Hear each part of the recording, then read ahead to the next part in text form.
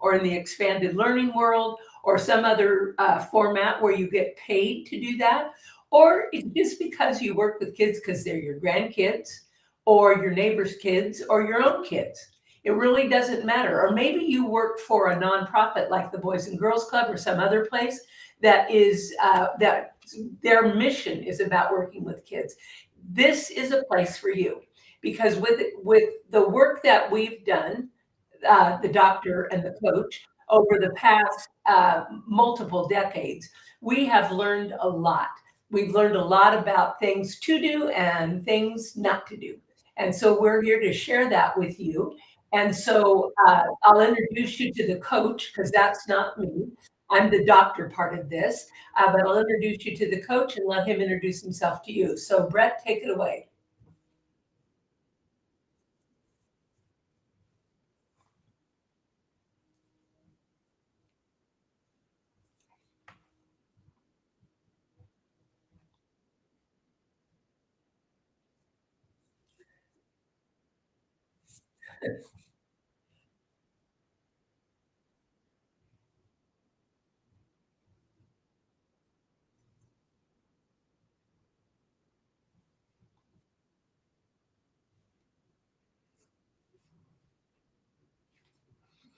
So tonight, one of the things we thought we'd talk about is, when you work with kids, you want them to get something out of it, right? I mean, it's not just to keep them busy. It's so that they can learn, so that they can experience something, so they can develop their own skill set, whether that is a life skill, which is certainly important, or maybe it's an academic skill, or maybe it's a leadership skill, or maybe it's an understanding of the world and the way it works skill. All of that's really important to us. And so, one of the things we'd like to talk about is holistic instruction. And when we talk about holistic instruction, please don't let those words put you off, because really what it is a structure that you can plug into, and no matter what your capacity for working with young people, whether you're homeschooling or you're teaching in the day, or you're the food services or the custodial services on a school site, or you're the Sunday school teacher or the coach, it doesn't matter. This system, this systemic way of working with them helps to make what we call sticky learning. Now, I don't know about you, but maybe you've talked to a young person recently and you say, "So, what did you learn?" And they go, "Nothing." And you know that they had to learn something or experience something. They were gone for multiple hours to school, but somehow that learning wasn't sticky for them. It didn't stick. They didn't come home and say, "Oh, wow." Or they didn't say, "You know what? I'm a lot smarter than I thought because we talked about stuff today that I already knew about," which is also a way of learning. So that's what we're really going to talk about when we talk about holistic instruction. It's about developing the ability to help young people have an experience, apply what they've learned, and help that to become sticky. So, Brett, would you like to chime in on that as far as holistic instruction is concerned? Yeah, but I'd like to chime in first about all this feedback. So, Robert, why is this happening? I mean, I'm hearing major noise. Robert, I'm hearing major noise, dude. I'm hearing that's got to be from your end, dude. Yeah, I hear your chair moving, bouncing around, all kinds of stuff. Yeah, now I don't hear anything. Yeah, so we got to be able to watch that. That's people would not like that. I know nobody's on right now, but anyway, yeah. So I just want to, define holistic instruction from my perspective, and I don't.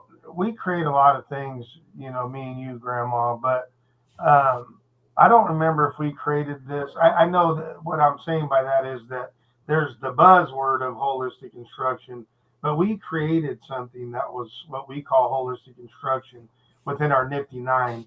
And so what we have is the opening.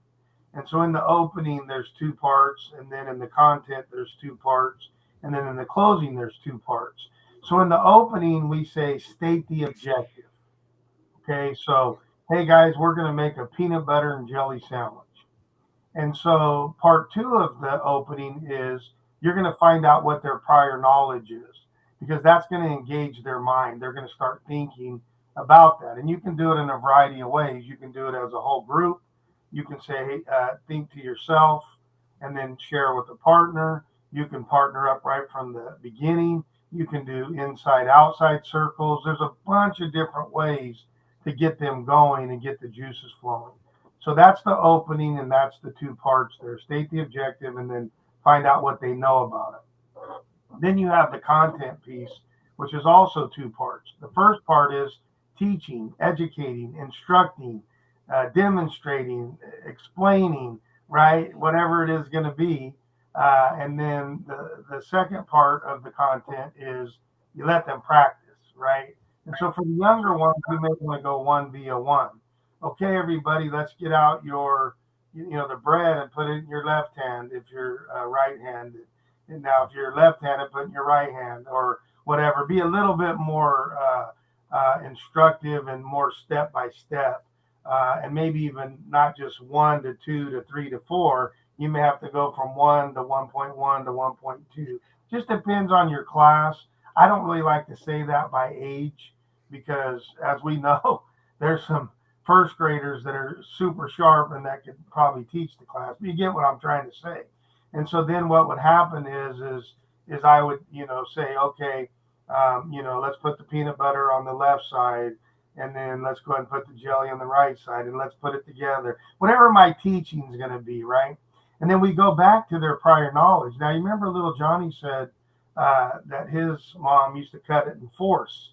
But, Sally over here said that her mom would cut it in diagonals, right? So you can really listen to what they're talking about in prior knowledge. And I always like to bring that to the table during part one of the content piece, which is instruction, demonstration, all that stuff. So then you just let them go do their thing, right? So they're going to now practice that and do it. You can do it with partners, you can do it by yourself, small groups, whatever the case may be. And then from there, you go, ready? And they say hit or whatever your attention getter is, SpongeBob, SquarePants, whatever, and you get their attention instantly. And you say, hey, I have a teachable moment. Remember when, Sally said that we cut it in diagonals and, Bob said we cut whatever. Does it matter? Because I just saw Jill over here and she took off all of the outside of the bread, the crust. Does that really matter? Matter of fact, if she would have done that 7 years ago, she'd probably be worth $100 billion because they have this thing called Crustables that has no crust, right? Or whatever. Or maybe they're Lunchables, whatever they are. And so, but anyway, that would be the second part. And then the third part is the closing. And to me, it's always the most important part. Not part one, which is the review, but part two, which is a debrief or a key learning or a reflection. And we'll talk about those, or I'll talk about those in just a second. But the first part of that in the closing is is what I think as the teacher were the top 3 things or 5 things or one thing or whatever. That's called the review, what I think. But who cares what I think? It only matters what they've learned and what they think. And so the second part of that is we would say, okay, it's reflection time. And we do that in a very specific way. We do confirmations, tweaks, and ahas. So a confirmation is, oh, I knew we were supposed to do it, cut it diagonal. It's something that they already knew. And then an aha was, I didn't know you could take the crust off, or you don't ever know what they're going to tell you. And then you have what we call the tweak of, hey, not only can I cut it diagonals, I can cut the diagonals and diagonals, or something along those lines. And so we find that this structure within holistic instruction gives us the best bang for the buck for the youth that we're serving, so to speak. So thank you for that. I want to just elaborate just a touch on part 2 of the opening. When you ask that magic question, I don't know about anybody else, but I can certainly speak for myself. Although human brains are amazing and they can make an infinite number of connections, I don't have the world's greatest search function. So when I start to think about something and I'm going, oh, what is that? It's on the tip of my tongue, and I'm trying to do that, and my thoughts are kind of scattered, that's not very helpful. But when you ask the question, what do you already know about? And you can fill in the blank, whatever it is you're talking about. This is the objective. And then what do you already know about that? Not only does that help to open their brain, it allows them to put the new information that they're going to gather, or the confirmation of information, or the adjustment to information, in the same spot that the original information was in. So that way, when they go through that process of search functioning, right, to get that information back from their brain, they're far more likely to be able to get a much bigger piece of information than if you let them just put those pieces of information wherever. And so when I was speaking earlier about making learning sticky, all three parts that Brett described are what make learning sticky. And it allows kids to gather information and put it together in a nice, neat package. So for me, and no matter what you're teaching, one of the magic things is that question: what do you already know about it? What do you already know about putting puzzles together?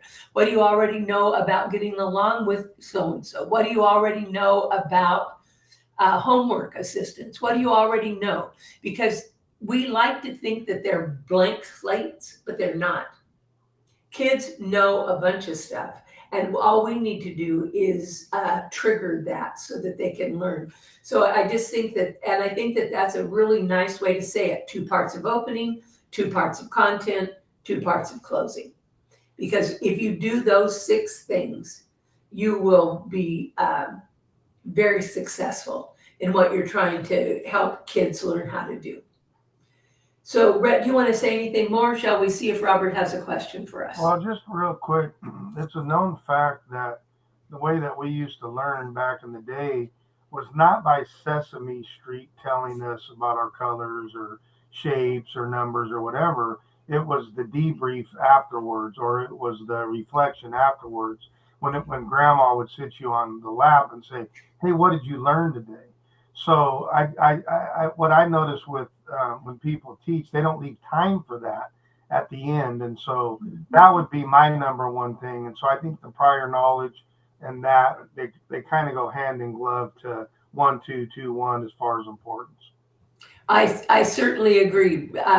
And that debrief helps kids to know what to say when somebody says, "What did you learn today?" or "What did you do today?" Right? Because you've gone over that and helped them to formulate a response even before they were ever asked the question. So, Robert, let's see what some of the questions are about holistic instruction.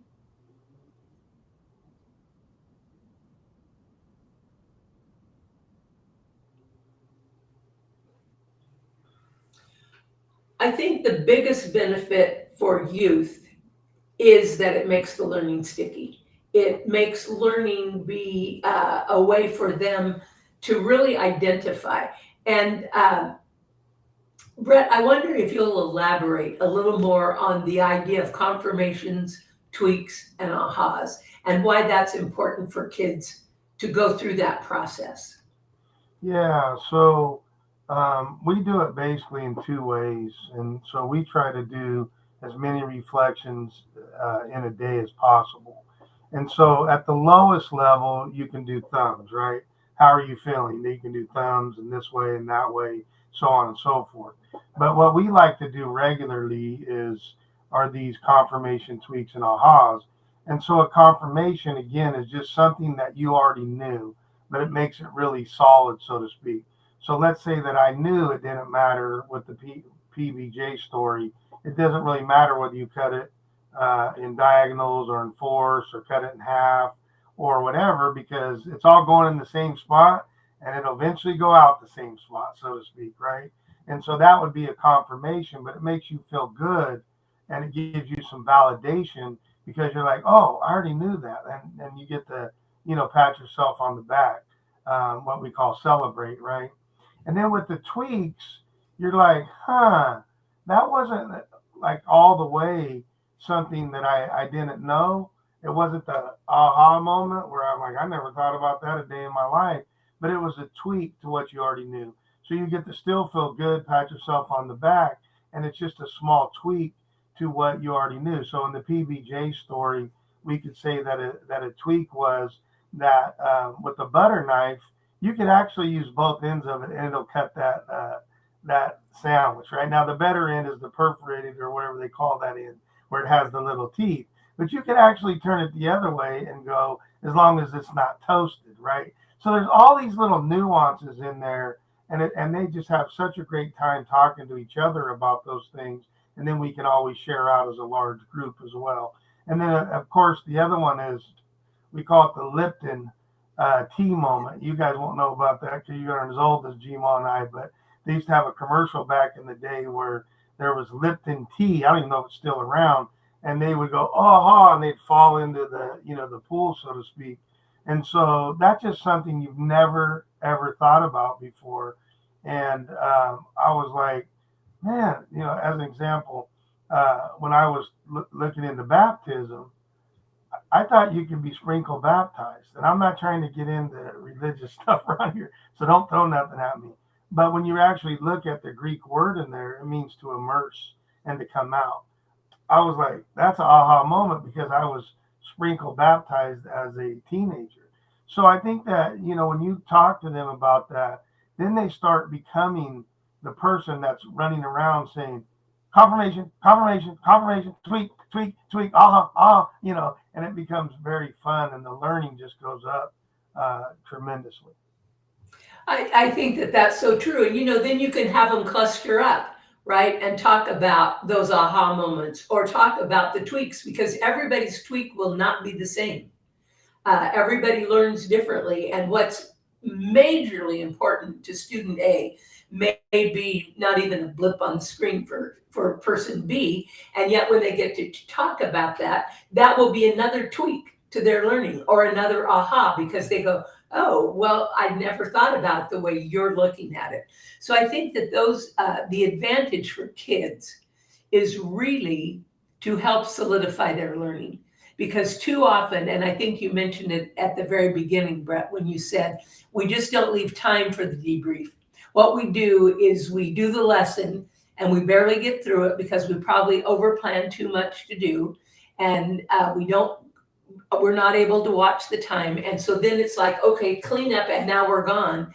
And you don't really know what the child learned from it. You may be able to identify the activity they did because you can see it, but that doesn't mean they learned anything. And I think a lot of times people believe that if kids are having a good time and they're engaged, that they're automatically making transitions to learning. And I just don't think that's the case. I think that you might get lucky, and some kids will do that, but that transfer, that this experience I just had could affect the decisions I make about my non-school life, because for kids, school is their job, but they have a non-school life, or maybe it will help them with their school life. But if you don't put it in in that perspective for them, that's not helpful for them. They just had an activity.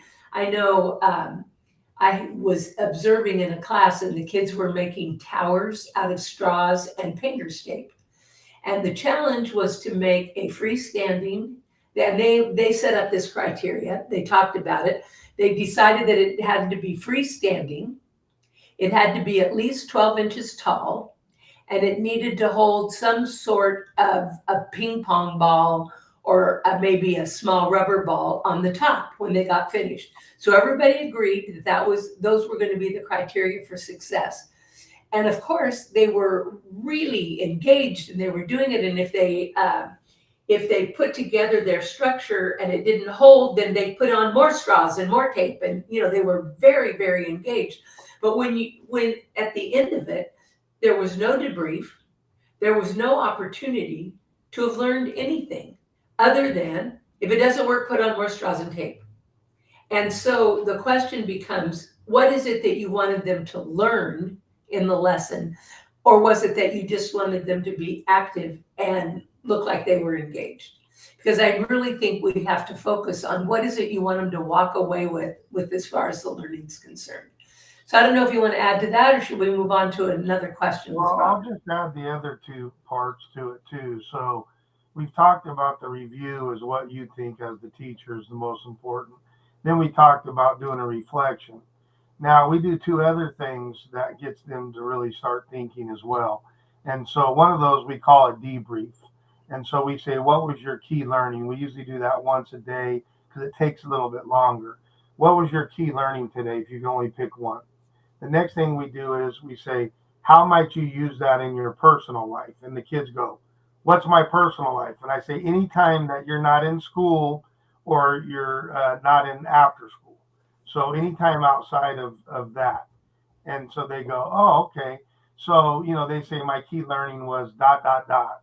How much you use that in your personal life? And they say dot, dot, dot. Well, how would you use that in your professional life? And they go, what's my professional life? When you're in school or after school.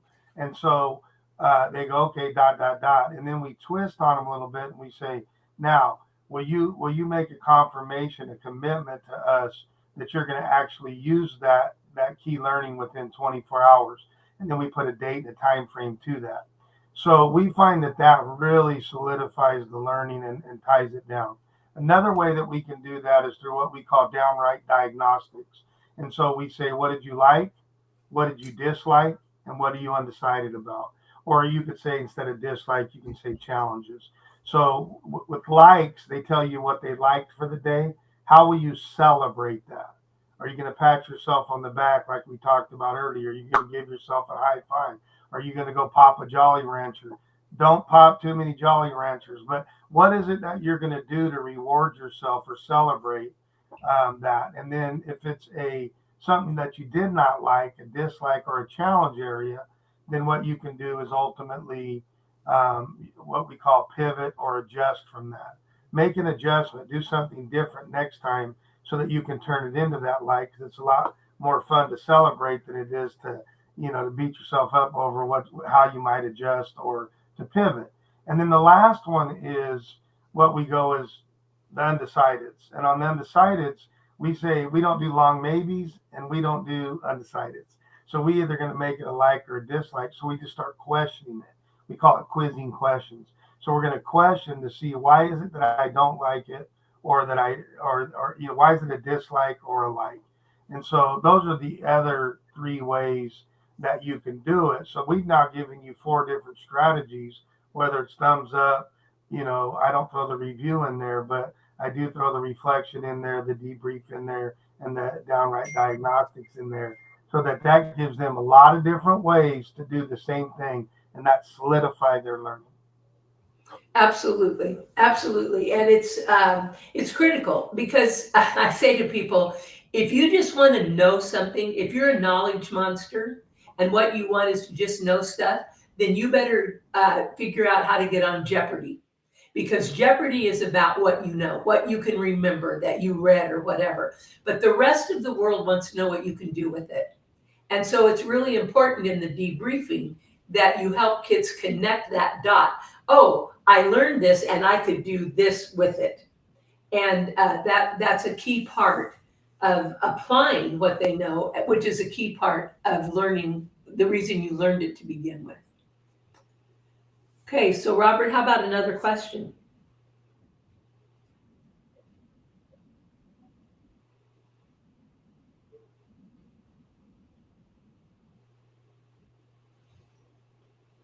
So the big SEL question, right? Social and emotional learning.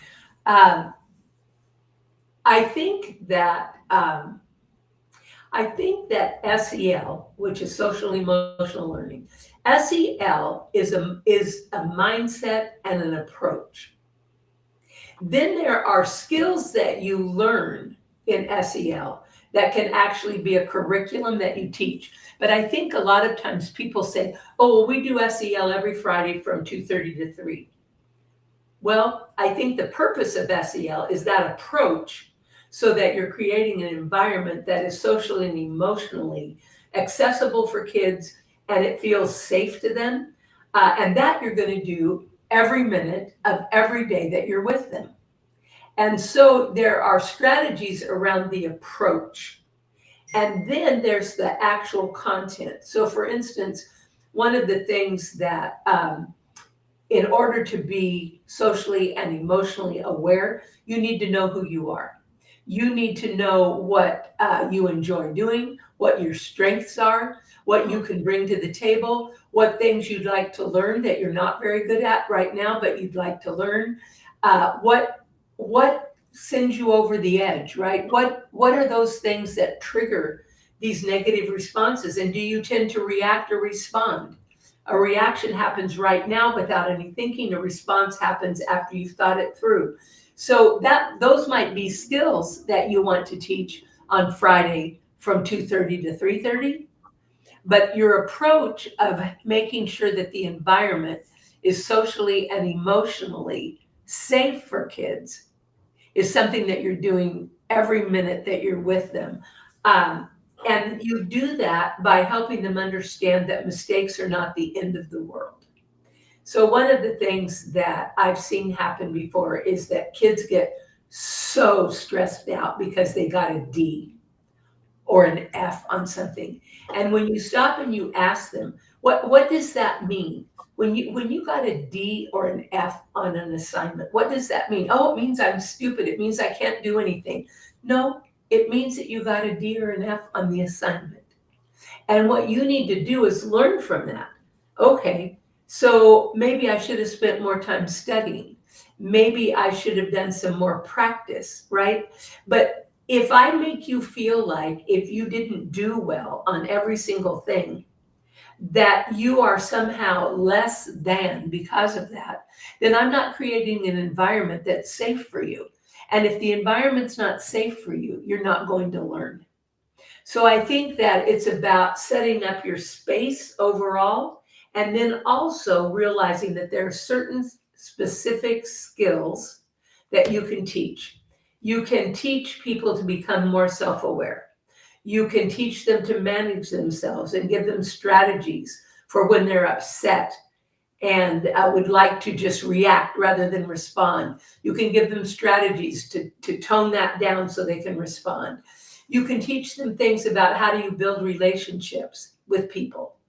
How do you listen? How do you talk? How do you support other people? You can also teach them about this whole notion of living in a society. And those are certainly skills that they can develop and use. And then finally, you can certainly help them learn a decision-making process. And that will help them be more socially and emotionally mature. But you can teach those specific skills, but you have to practice it 100% of the time. So Brett, you want to add to that?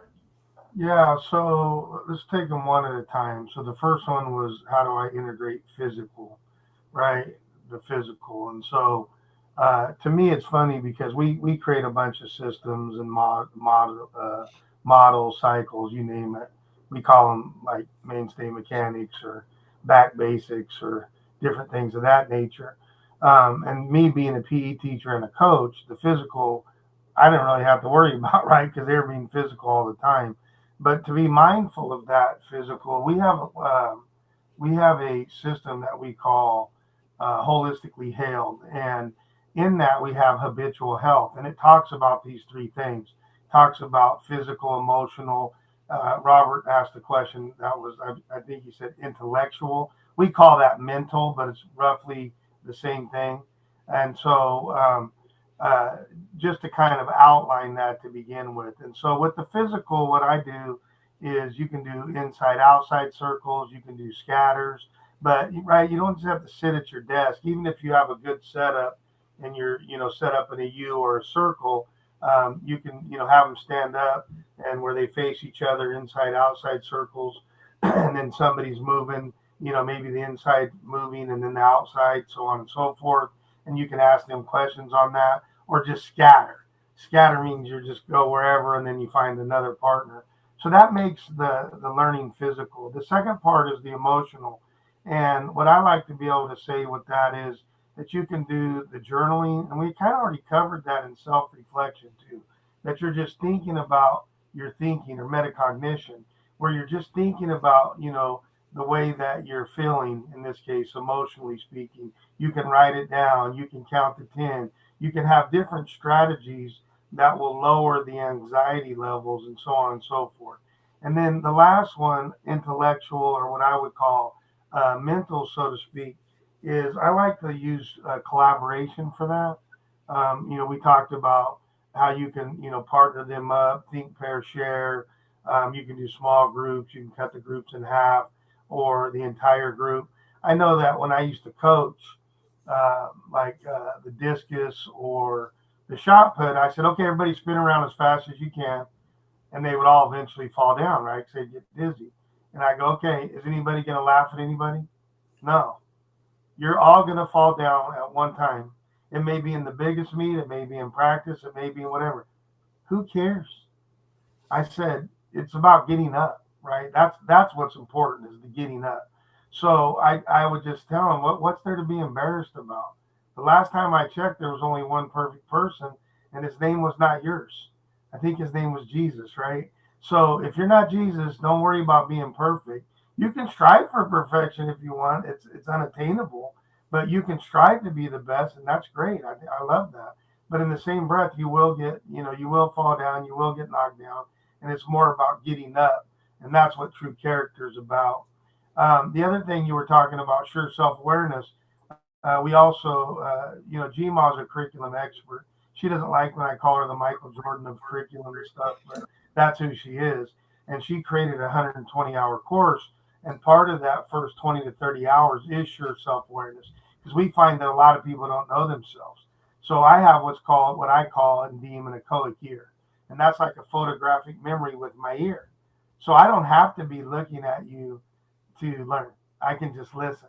But most people, that's not where they're at. They're more visual, or now they're becoming more kinesthetic because everybody's playing with their phone 24/7 or whatever the case may be. But if you don't understand your learning style, or if you don't understand the things that may, emotionally get you revved up or down, if you don't understand these things, then we don't know where to start.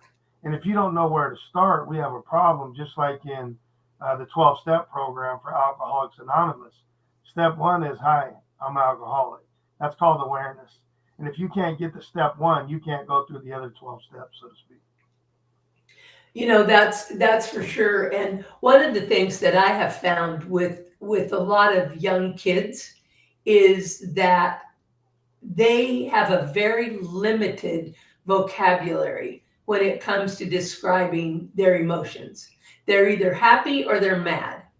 And it's like, okay, there's so many more things to that, right? So, and each one of those emotions has a continuum.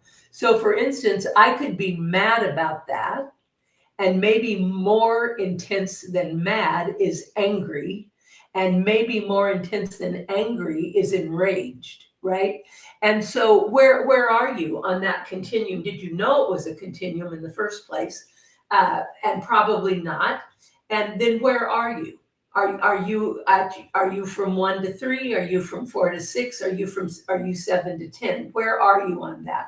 And then I think that it's also different words for that. So are you really mad, or are you disappointed, or are you frustrated, or are you just overwhelmed? What is it that you're really feeling? And I think that it's so important that we help kids learn to identify that, because there are different things that you do depending on whether it was disappointment or rage, right?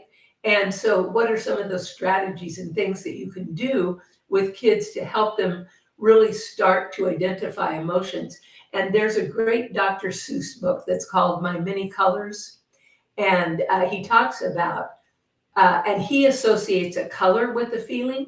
And you don't have to do the same association he makes, but maybe that would be helpful to your kids to be able to say, well, I feel red when I'm angry. I feel blue when I'm sad. I feel orange when I'm disappointed, so that they can start to identify that and you can work through with them to help them become truly aware of what's going on inside them. And it's helpful to do that. Okay, so Robert, what's next?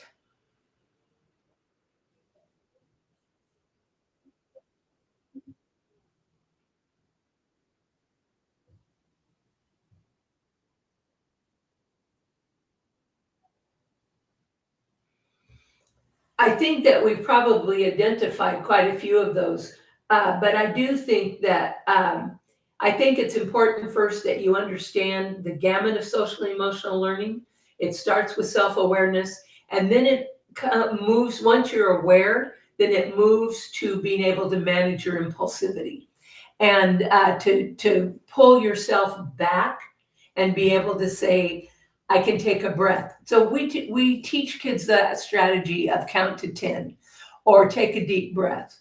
One of the things that I have found is interesting is called 4 square breathing. And if you're out there, I would encourage you to try this because it sounds really easy, but it's not nearly as easy as it sounds. And so I'll tell you how that works. But what happens in the process of that is that you become focused right here, right now, rather than being all over the map.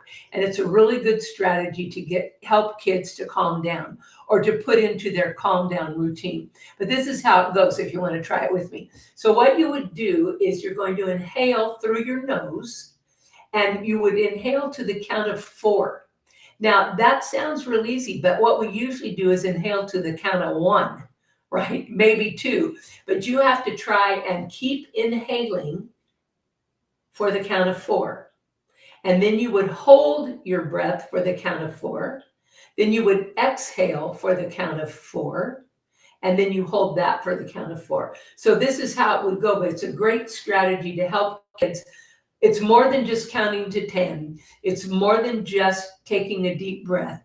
It actually helps to calm them down and is a great part of a calm down strategy. So you say, inhale, 2, 3, 4, hold, 2, 3, 4, exhale, 2, 3, 4, hold, 2, 3, 4. And then you repeat the process. And after about 3 or 4 times, you can feel your whole body relax. So I think that that's a good strategy to use to start to manage yourself.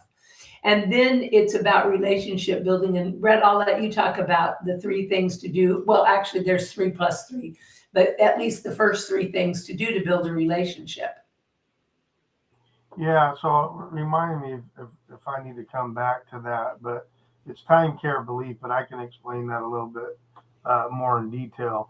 The one thing I was thinking when you're talking about breathing, it's physiological, right?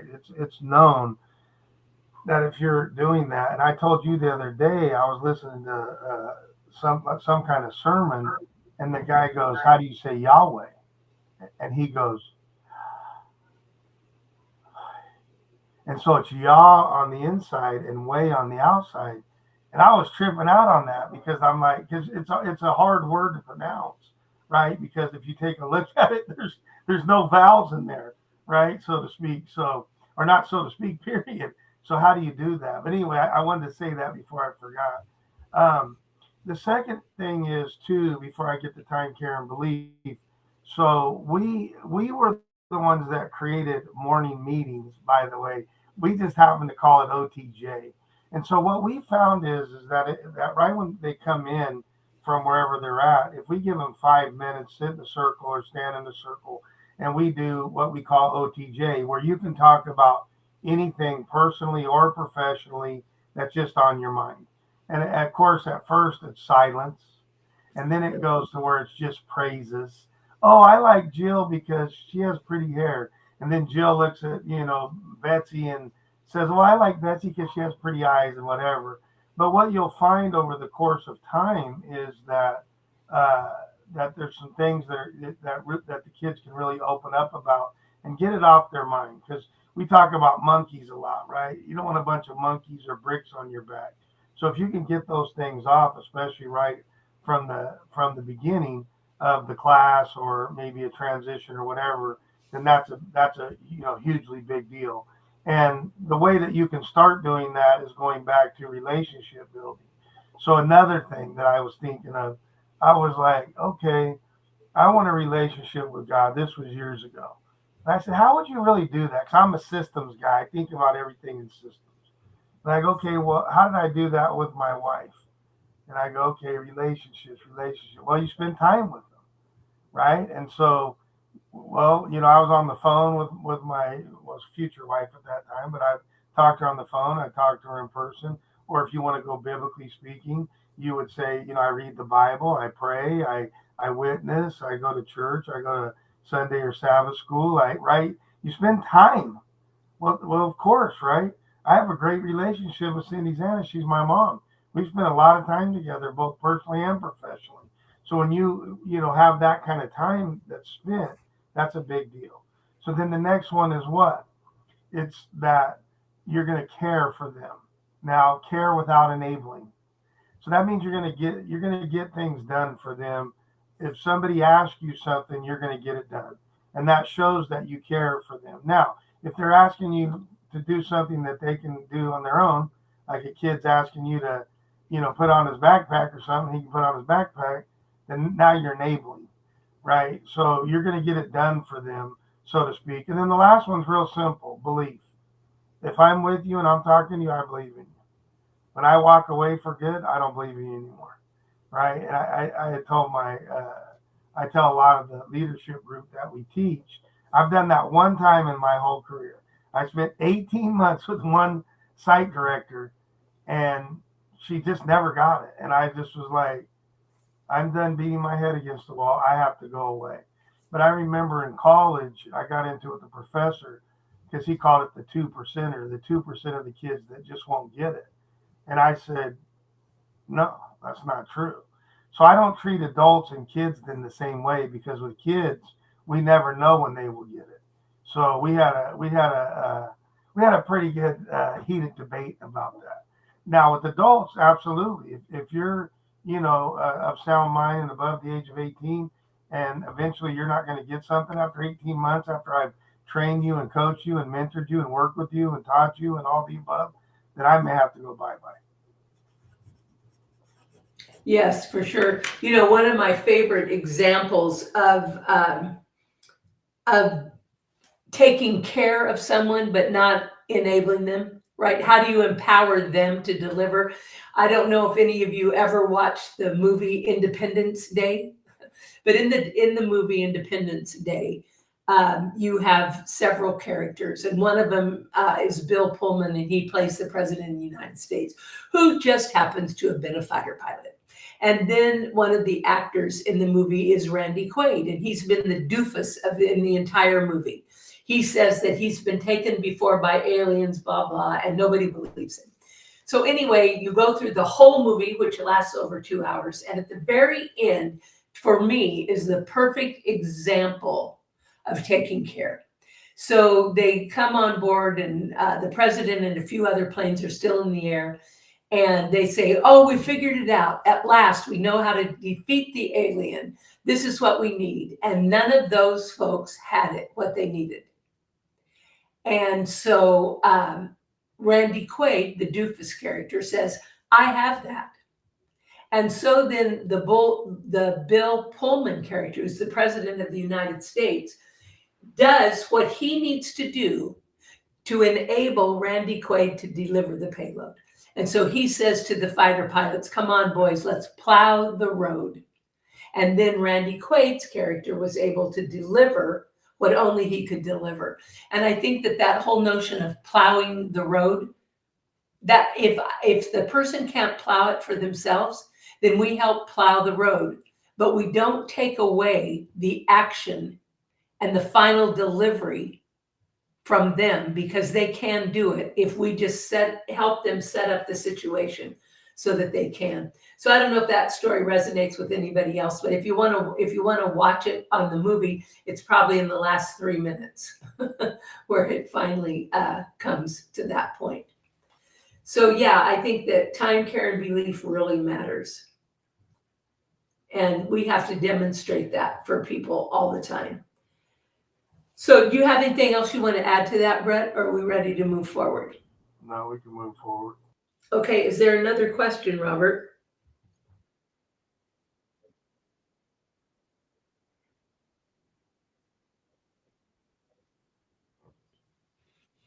Mm. You want to start with that, Brett, or do you want me to? I can go ahead. Excuse me.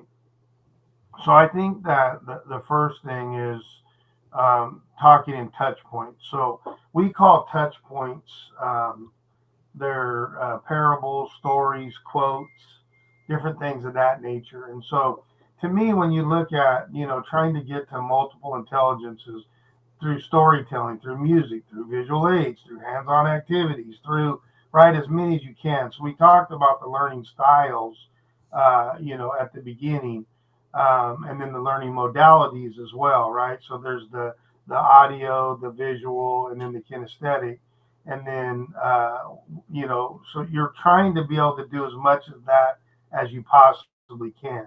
And so, like I said, a lot of people laugh at the OPE teachers. They think we're a bunch of durs, but a lot of that was built in for us, right? Because the physical part was already there, so the movement was there for kinesthetics, so to speak, and then also the demonstration for the visuals, demonstrate how to do cotton pickers or jumping jacks or throw a ball or whatever it is, and then obviously you're getting the auditory as well. So I think that it's trying to be able to figure out how are you able to do that to be able to touch all these different multiple intelligences. And I know you'll break down those multiple intelligences, or I'm guessing you will.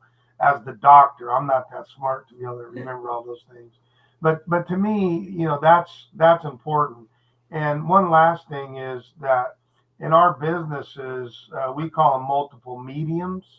And in multiple mediums, we have live, which is what we're doing right now. And then this will be captured in video form. It'll also be stripped into audio form. And then we have the fourth form, which is what we call synthesized. And that's like a fancy video, like an AI version of the video. And then you have written. So this is another way to be able to bring different styles to the table to be able to touch those multiple intelligences, to be able to get the biggest bang for your buck, not just for one or a couple individuals, but for everybody. Absolutely. And for a long time, people thought that you were only smart if you were good at book learning. If you could read and you could do math, and that made you smart. And what we know now is that people are smart in different ways. Hallelujah. Because if we were all alike, what difference would that make? I mean, there would be no move forward. And so Howard Gardner did a lot of work around multiple intelligences. How is it that you are smart, right? And one of them, and I'll probably miss one or two of them, but one of them was some people are interpersonally smart. They get along well with other people. They connect with other people. They're able to collaborate. They communicate well. That's just who they are. And then they can enhance those skills by and develop them. But they're naturally bent that way. And then there's the opposite of that, which would be the intrapersonal intelligence, which means that you're happy being with you. You are okay being alone. You like your own company. And if you think about that, there are people who you find that are never alone. They always want to be with someone else. And then there are those that we call loners sometimes, who are totally comfortable. Then, of course, there is the logical or the mathematical intelligence, where you're looking for one plus one, one plus one plus one, right? You're looking for those steps. And it's logical, and it makes sense that the next thing would occur. Then there's the folks, the intelligence that has to do with being very verbal, being able to read, being able to speak, having a big vocabulary, those kinds of things. That's an intelligence. And then there is this ability with music.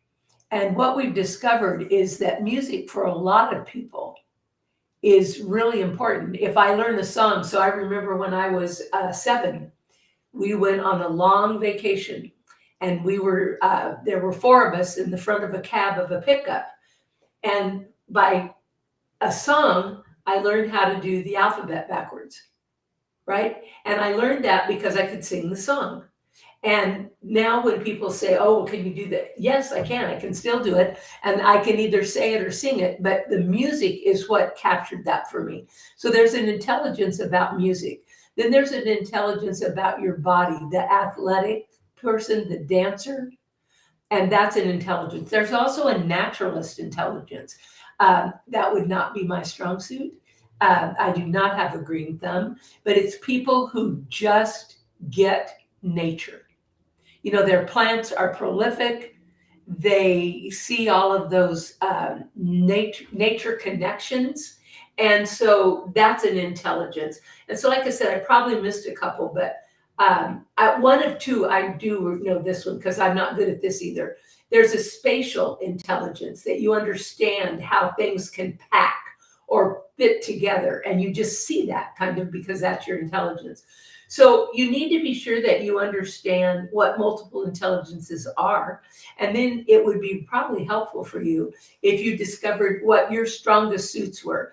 And there are a number of no cost multiple intelligence finders that you can take online, and you can determine which one that is, or which ones are your strong suits. And people, seldom is there an intelligence that you have nothing in, but you do have that opportunity to learn. So when Brett was talking about those modalities, whether that's written or verbal or auditory where you're hearing it, or you are seeing it in a different format, all of those ways are important in presenting lessons. Because if you have a child who has to touch everything, then you need to do demonstrations and let them fiddle with stuff so that they can touch it. Whereas if you have a child who needs to see it done, then you're doing that demonstration. Maybe you're bringing the kinesthetic up to help you out. And you're also going blah, blah, blah, so that for the auditory learner, that they're there. So that's how you would incorporate that, by trying to hit as many different of the intelligences as you can. You might teach them a song, might teach them to do a dance or a routine, because that would be physical and they'd be able to do that. But you can incorporate that into any lesson that you're delivering. You want to follow up at all, Brett, or should we go on to the next question? I think we have time for one more. Yeah, I tell everybody I can throw a football 70 yards. I can't screw a screw 2 inches. And so, right, the 70-yard football helped me in going to school and scholarships and stuff, but it doesn't help me anymore. I need to learn how to screw a screw 2 inches. I'm just not very good at it. Right. And that's because that, and it's not that makes you more or less smart, right? It just means how are you naturally inclined. Whereas, and I laugh all the time. Brett can pack more stuff into a small space than anybody I know. And when people say to me, will this fit there? I think, who knows? Who knows? I have no idea if those 12 things will fit, and if they did fit, how in the heck they would fit, right? That's not my thing, but it is his. And yet we have the same, at least part of the same genes, right?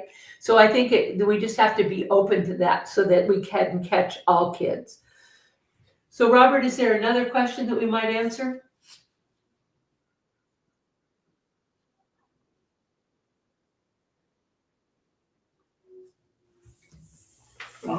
I'll start with that one. It's my all-time favorite, right? Okay. We have another system, shocker, that we call the trifecta. And what we do is we say that everything will form around the trifecta. And guess what it starts with? Mindset, right? It's mindset matters. And then we say it's structured systems or schematics, which is systems, processes, procedures, so on and so forth. And then there's the player. And so that's the trifecta within that.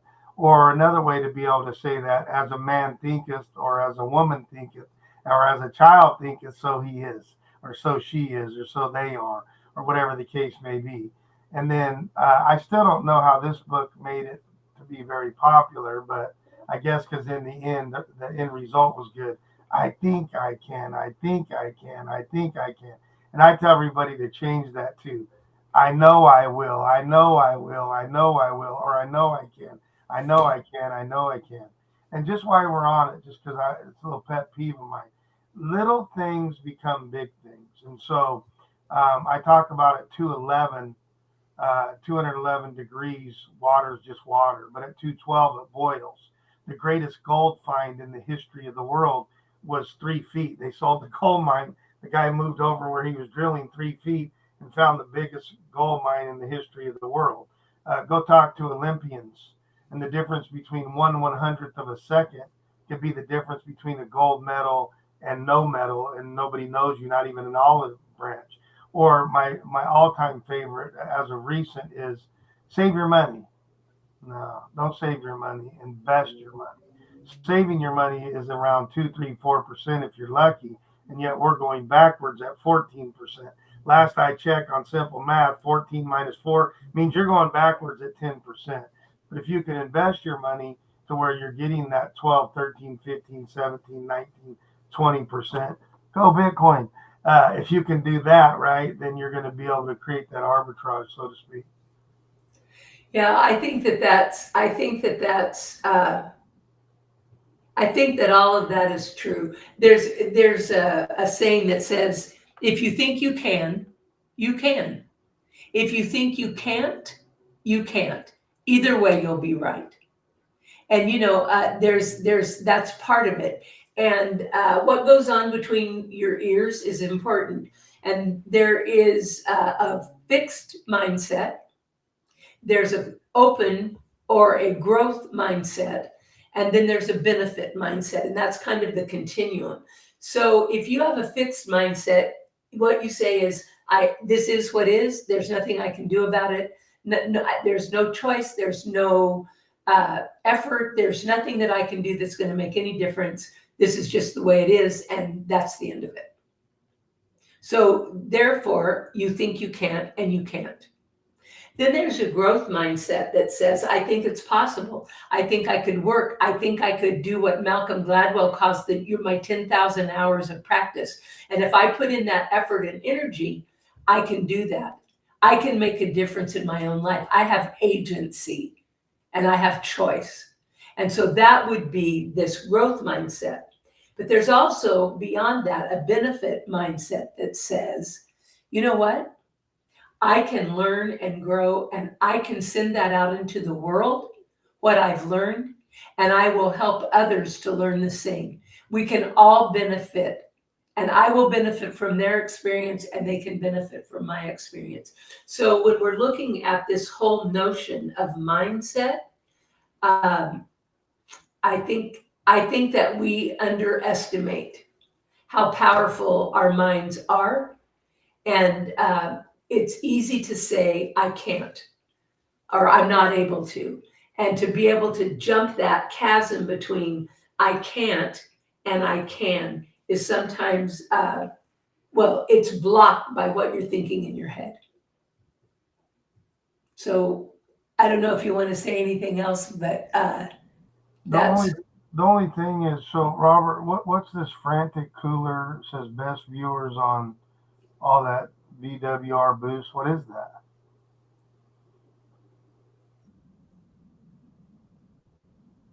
What are they saying? Like they want us to go to this boost?